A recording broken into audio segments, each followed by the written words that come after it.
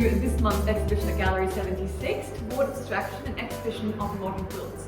With me I have Tara Glastonbury, who is one of the amazing 12 exhibiting artists and also the curator who puts the exhibition together for us.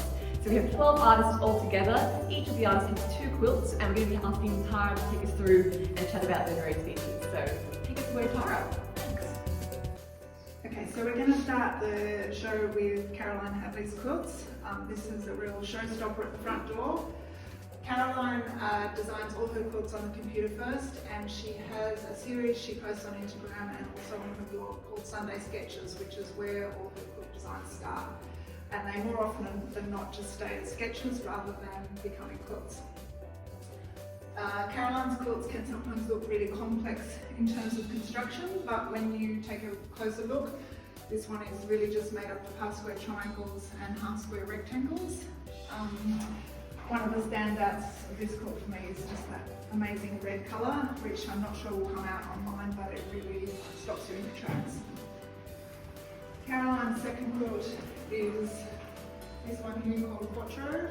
It was quilted by Steph Scardle and pieced by Caroline.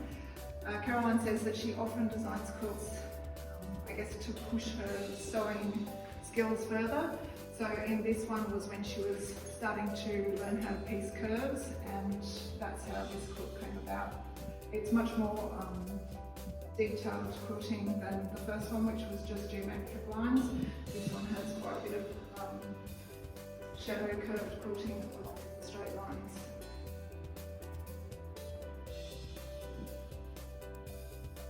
So these next 2 quilts are by Jean Joleven. She has been having a bit of an obsession with curve piecing lately.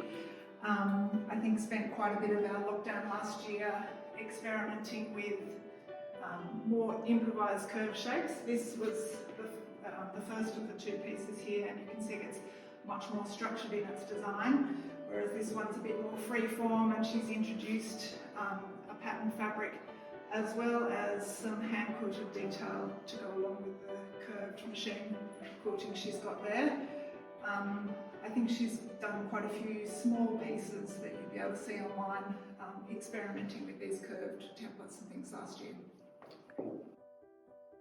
These next 2 quilts are by Diana Vandiar. These are really great examples of modern traditionalism in modern quilting. So taking what would be a traditional grandmother's flower garden, which is the hexagon shapes to form a flower, and Diana's taken that to be much more improvised in both of these quilts. This one is machine piece, but it has a lot of heavy both machine and hand quilting in all different coloured threads, which really gives a lot of texture to this piece. This one is hand pieced and also hand quilted.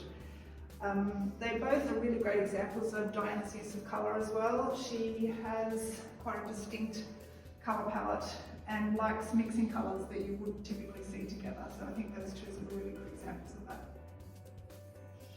These 2 quilts are by Tanya Tanti.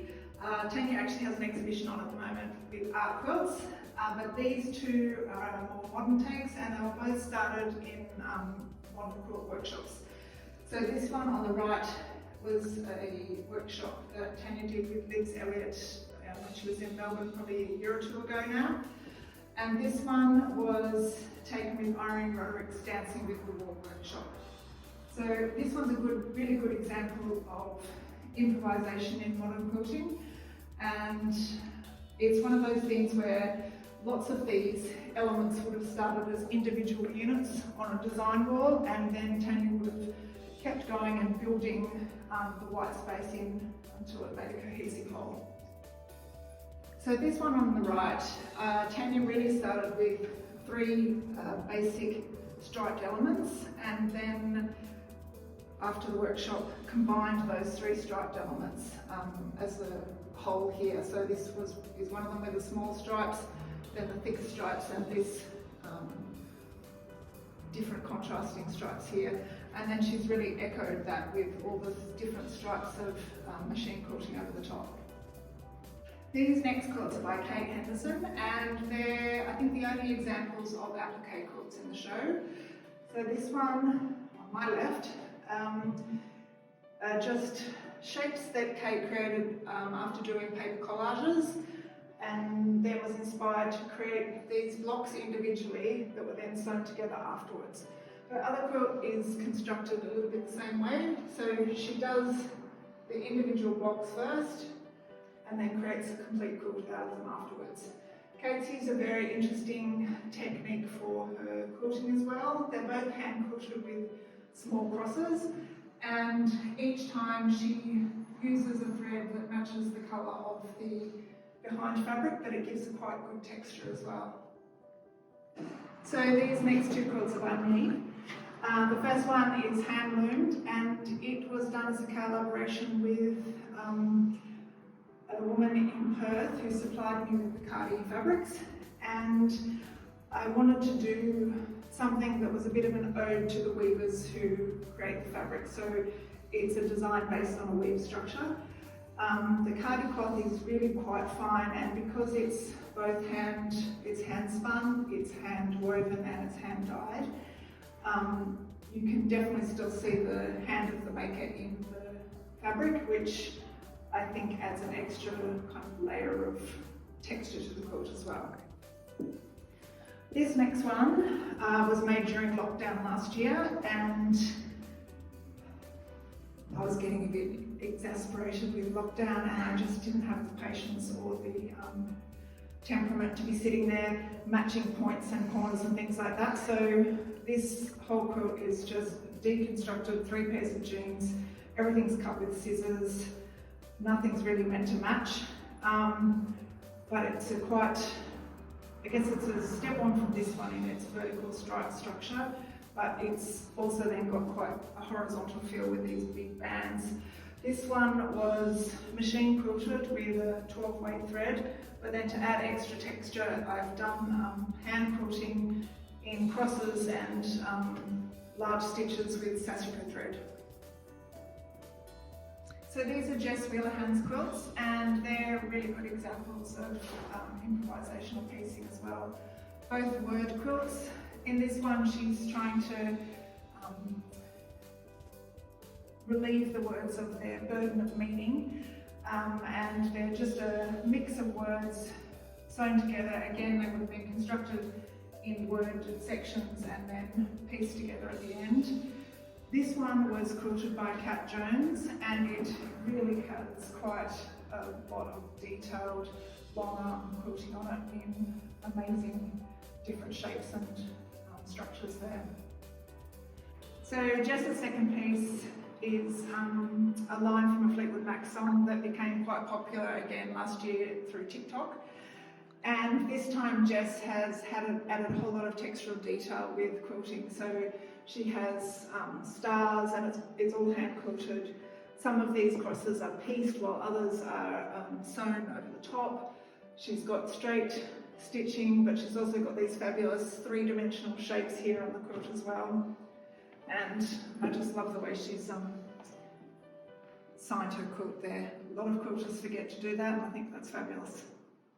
These two quilts are by Di Jobbins, and they're probably the most complex quilts in the show in terms of construction. So this first one is constructed with cathedral blocks, and Di is very into texture, so there's a layer of quilt underneath, and then she's done the structure of the cathedral with those on top.